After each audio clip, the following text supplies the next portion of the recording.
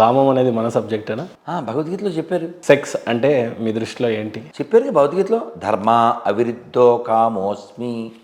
కృష్ణుడు భగవద్గీతలో చెప్పాడు, I'm the sex which is not against ధర్మ. భగవద్గీత చదవాలి. ధర్మానికి విరుద్ధం కాని కామం నేనే అని చెప్పాడుగా. ధర్మ అవిరుద్ధో కామోస్మి. ఏంటి వాట్స్ రాంగ్? ఇప్పుడు మీరు అన్నమయ్య సినిమా చూశారుగా, స్వామి అని ఎటకారంగా చెప్తాడుగా అన్నమయ్య వెంకటేశ్వరతో. మీకు ఏం కనపడుతుందంటే ఏం చెప్పాడు?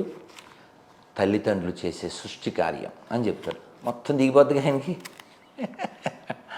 కదా. కాబట్టి జన్మ దేనికి అనేది మనకి 3 చాలా ముఖ్యమైనవి. ఏమిటి ఆ 3? ఇంగ్లీష్లో MOOD 3 కాదు, తెలుగు 3. ఏమిటవి? ఆ 3 ఏమిటంటే, ఫస్ట్ దుర్లభం మానుషం జన్మం. దుర్లభం, రేర్. ఈ భర్త చాలా రేర్ అండి, మళ్ళీ రాదు. నువ్వెవడవో పుట్టి పెరిగి ఇప్పుడు నువ్వు మాట్లాడుతున్నావు, రేపు లేకపోతే నీ పేరు రాధమాధవ దాస్ కాదు, మహేందర్ కాదు, సుబ్రహ్మణ్యం కాదు, ఏం కాదు. ఒరే శవానికి బొట్టెట్టారా, శవానికి నీళ్ళు వేసారా, ఏంటి నీ పేరు అదే. అందుకని ఆ శవం అయ్యే లోపల శవాన్ని తెలుసుకో, అది మన శాస్త్రం చెప్పేది. అందుకని బెస్ట్ 2 అక్షరాలు 3 అక్షరాల కోసం కొట్టుకు చచ్చిపో అని చెప్పట్లే. అందుకని ఆ మూర్ఖ మతాల నుంచి దూరంగా ఉండండి అని చెప్పేది. అది వైరస్. అది సెక్స్లో కూడా మరి ఎందుకు స్వామి చెప్పండి. టాపిక్ అదే, దీన్ని వేస్ట్ చేసుకోవద్దు. దుర్లభం మానుషం జన్మం. జన్మ ఎలా వచ్చింది? జన్మ అమ్మా నాన్న కలయిక వల్ల కదా. ఈ జన్మ దేనికి వచ్చింది? నువ్వు మళ్ళీ పుట్టకుండా ఉండడానికి. దుర్లభం మానుషం జన్మం. దుర్లభం ముముక్షత్వం, మోక్షం పొందడానికి. దుర్లభం మహాపురుష సంశయం, మహాత్ముల యొక్క అసోసియేషన్ అంటాం ఇంగ్లీష్లో. ఆ సాంగత్యం చాలా దుర్లభం. కాబట్టి మళ్ళీ పుట్టకుండా ఉండడానికి పుట్టుకు తప్ప. మళ్ళీ అన్నమయ్య తిడతాడు, చెప్పడు. అన్నమయ్య తిడతాడు. ఏమని తిడతాడు తెలుసా? ఎక్కడి మానుష జన్మం బెత్తిన ఫలమేమున్నది, నిక్కము నిన్నే నమ్మితి నీ చిత్తంబికను, నీ చిత్తంబికను. విడువను ఆహారంబును విడువను నా దుర్గుణములు, విడువను మిక్కిలి ఆశలు మాధవ నీ మాయా. విడిచెద సత్కర్మంబులు విడిచెద నాచారంబును, విడిచెద గురువును దైవము మాధవ నీ మాయా. అన్నమయ్య లాస్ట్ చరణంలో చెప్తాడు, అంత అద్భుతంగా ఉంటుందంటే, తగిలెద బహుళంపటముల తగులను మోక్షపు మార్గము తలపున ఎంతైనా, నగి నగి నన్నేలిన శ్రీ వెంకటేశ్వర నాకా ఈ మాయా. కాబట్టి ఈ శరీరానికి ఆహార నిద్ర భయమైథునాంచ. మైథునం అంటే సెక్స్. ఆహారం శరీరానికి అవసరం. భయం ఉంటుంది, ఇది ఎవరన్నా ఏం చేస్తారేమో. మైథునం అవసరమైన వాళ్ళు.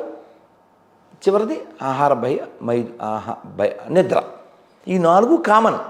పశువుకైనా జంతువుకైనా మనిషికైనా కామన్. ఒకడు ప్లేట్లో ఇలా కూర్చుని బల్ల మీద బంగారు పల్లెల్లో తినచ్చు, ఒక్కొక్క రోడ్డు పక్కన తినచ్చు, కానీ ఫీలింగ్ తినడమేగా, అవునా? కాబట్టి ఈ మార్పు ఆ ప్లేట్లోనో దీంట్లోనో లేదు. మార్పు కేవలం నీ ఆలోచన ఆచరణ దాన్ని బట్టే ఉంది. ఈ పుట్టుక కేవలం 4 ఇట్ల కోసం అయితే కాదు అని చెప్తుంది శాస్త్రం. ఆహార నిద్ర భయమైథునాంచ ఏతత్ నర పశూనాం సామాన్యమేతత్. ఇది కామన్ ఫర్ బోత్.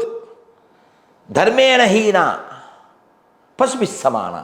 నీకు ధర్మం లేకపోతే నువ్వు పశువుతో సమానం. కాబట్టి ఇవి టాపిక్స్ కాదు.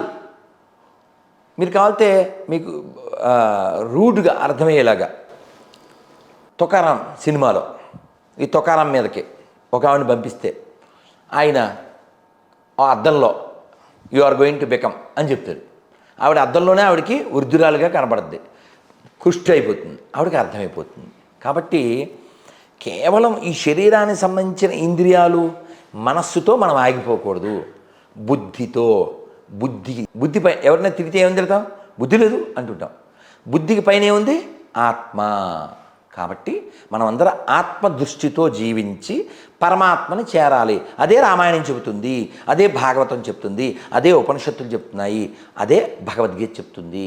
భగవద్గీత ఎంత ఏంటంటే ఆత్మతత్వం కదా. అందుకనే నేను ఎప్పుడు చెప్తూ ఉంటాను, భగవద్గీత ఫర్ ఆల్ హ్యూమన్.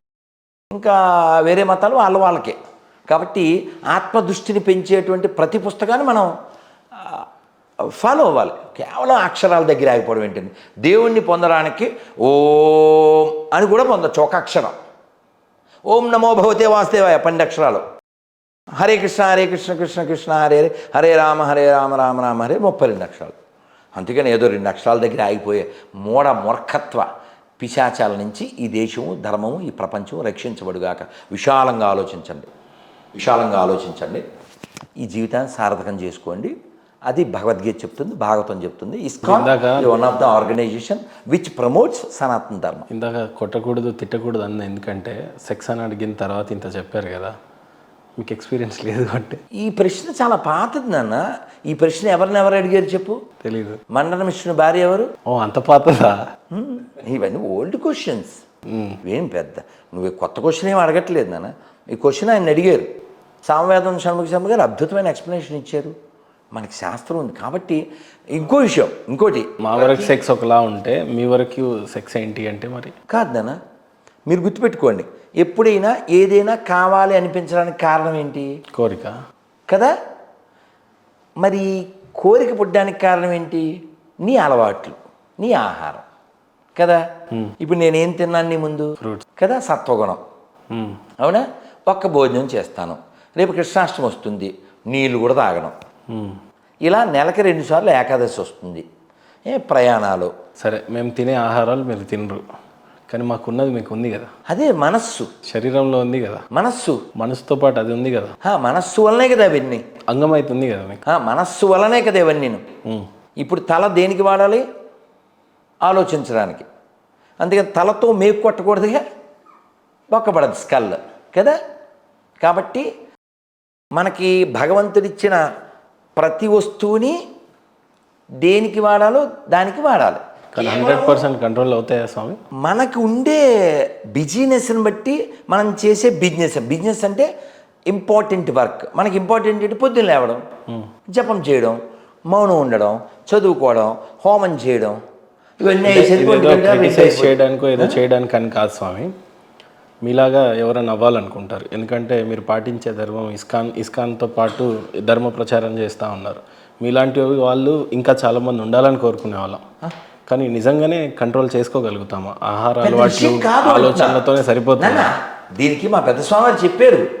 మీకు బుక్ చెప్తాను, బ్రహ్మచర్య ఇన్ కృష్ణ కాన్షియస్నెస్. చదవండి, మీకు తల బదులైపోయి అంత వేడెక్కిస్తుంది, అంత గడ్డి పెడుతుంది.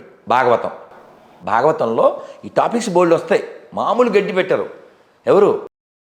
వృషభదేవుడు 100 మంది కుమారులతో చెప్తారు, పంది చేస్తుంది రాది, పంది చేస్తుంది, పందిలా జీవించకు.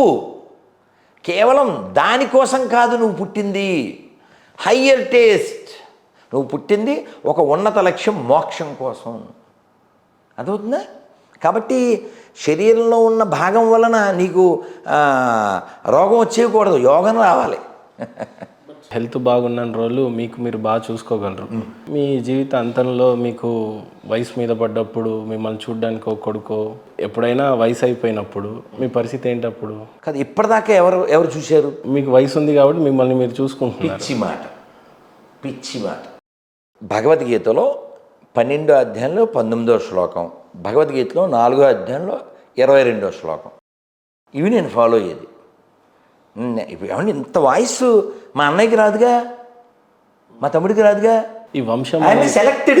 నీకు గుర్తుపెట్టుకోండి. నువ్వు పాడతావు నాన్న నాలాగా? లేదు. ఇదంతా నేనేమంటా అంటే, this is all designed by God. కాబట్టి ఈ డిజైన్ చివరిది కూడా ఆయనదే. ఓ పసిపిల్లవాడు బ్యాగ్ సర్దుతాడా? ప్రయాణానికి టికెట్లు కొంటాడా? వాడు చక్కగా వాళ్ళ అమ్మ రెడీ చేస్తే కూర్చుంటాడు. So I'm like a kid of the God. ఇప్పటిదాకా ఎవరు నడిపించారు? ఎవరు రక్షించారు? ఇందాక ఒకటి చెప్తా అన్నాను పద్యం. బలమెవ్వడు బలహీనులకు, బలమెవ్వడు కరిరాజుకున్, బలమెవ్వడు సుగ్రీవాదులకున్, బలమెవ్వడు పాండురాజ సుతుల భార్యకున్ బలమెవ్వడు నీకు నాకు నిజముగా కృష్ణ. ఏమండి పడిపోతుంది సార్, నువ్వు ఏం చేసినా పడిపోద్ది ఇది. నువ్వు మంచి పని చేసినా, చెడ్డ పని చేసినా, సద్వినియోగం చేసినా, దుర్వినియోగం చేసినా, ఇది పడిపోయే లోపల అంగదా అంటే భగవంతుడు, గద్ ఎప్పుడు లోపల కలిగి ఉండు.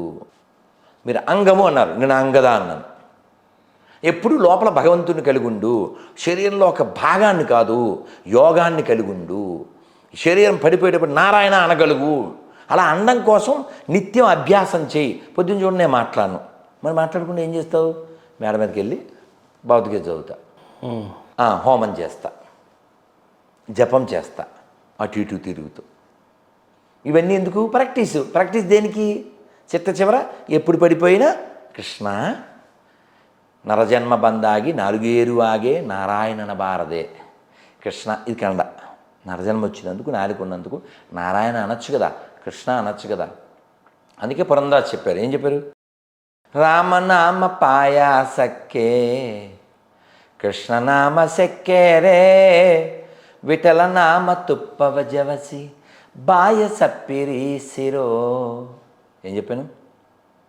రామనామం అనే పాయసంలో కృష్ణనామం అనేటువంటి పంచదార వేసి, విఠలనామ తుప్పవ జవసి, తుప్ప అంటే కండలో నెయ్యి వేసి బాయ చప్పరించు, ఆస్వాదించు అని చెప్పారు.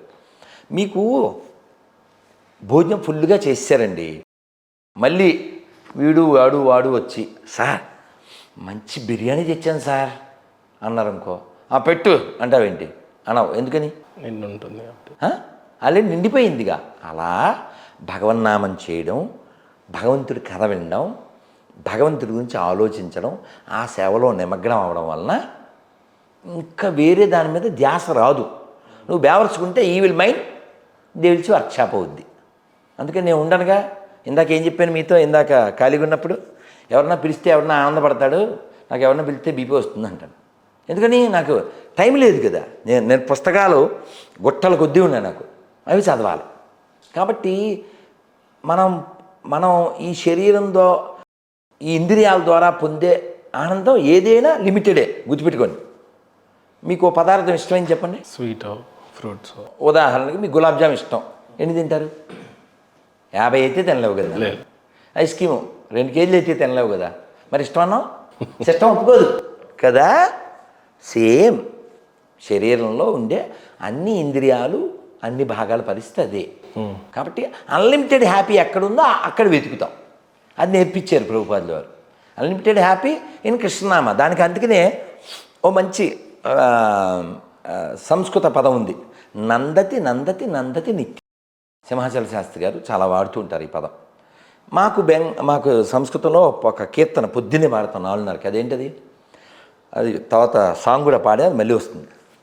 శ్రీరాధికా మాధవయోరపారా మాధుర్యలీలా గుణరూపానాం ప్రతిక్షాణాస్వాదనలోలుపశ్య వందే గురుం శ్రీ చరణారవింద. ఏమర్థమైంది? మనస్సు, శరీరం, అంగం ఇవన్నీ మాట్లాడదా? దానికి ఆన్సరు శ్రీరాధిక మాధవయోరపార మాధుర్య లీల గుణ రూప నామ్నం. రాధామాధవుల యొక్క గుణము, నామము, రూపము, లీల, వీటిని ఎప్పుడు ప్రతిక్షణాస్వాదనలోలు ఎప్పుడు ఆనందిస్తూ ఉంటాడు. అటువంటి గురువు గారికి నా ప్రణామాలు. దీనికి త్యాగరాజ స్వామి కూడా ఆన్సర్ ఇచ్చారు నీకు. చందురు వర్ణుని అందా చందమును హృదయారవిందమున జూచి బ్రహ్మానందమనుభవించువా రెందరో మహాను బావులు. ఎప్పుడు బ్రహ్మానందాన్ని అనుభవించాలి. ఎలా? చందురు వర్ణుని అందచందమును.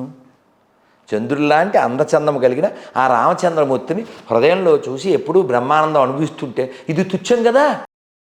రామానుజాచార్యుల వారికి ఓ తమ్ముడు ఉన్నాడు. ఆ తమ్ముడిని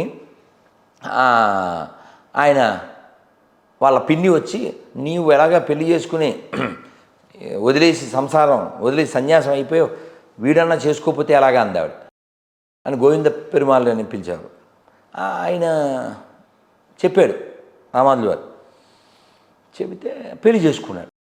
పెళ్ళి అయ్యి ఫస్ట్ నైట్ అయ్యాక మర్నాడు ఆ పిల్లని అడుగుతారుగా, ఏమ్మా అంటే అదే మా ఆయన నేను కూర్చుని కబుర్లు చెప్పుకున్నామన్నాను. ఈ అత్తగారికి ఇంకా డిస్టర్బ్ అయిపోద్ది కదా. మళ్ళీ రామానుజుల వారి దగ్గరికి వచ్చి, మీ తమ్ముడు ఏమిటిరా బాబు ఈ సంతానం ఏమి కబుర్లు చెప్పుకున్నానంటే పిలిచారు. ఏమిటి అన్నారు. రంగనాథ స్వామి గురించి అలా చర్చ చేస్తూ ఉన్నాం నేను నా భార్య అన్నాడు ఆయన. మరి అంతే నీ క్వశ్చనే మరి అన్నారు రామానుజుల వారు. అంటే రంగనాథుడు విభవాన్ని చర్చిస్తూ ఉంటే ఆ హేయమైన కార్యాన్ని చేయడానికి మనస్కరించలేదు, అంతటా రంగనాథుడే కనిపిస్తుంటే నేను ఎలా అన్నాడు. ఆహా అంత గొప్పోడువా నువ్వు అని చీకటి గదిలో ఒక సూది వేసి తీసుకురా అన్నారు. మనమైతే పెద్ద టార్చ్ లైటో సెల్లోదో వేసి తెచ్చేస్తాం. ఆయన వెళ్ళి తెచ్చేశారు. రామానుజుల వారు చెప్పారు, నువ్వు తురి ఆశ్రమానికి సిద్ధంగా ఉన్నావు అని. అటువంటి నేల ఇది. ఇందా చెప్పానా తప్పు భూమి హరగావాయ్. ఎంత బాగా చెప్పారు. అర్థమైందా?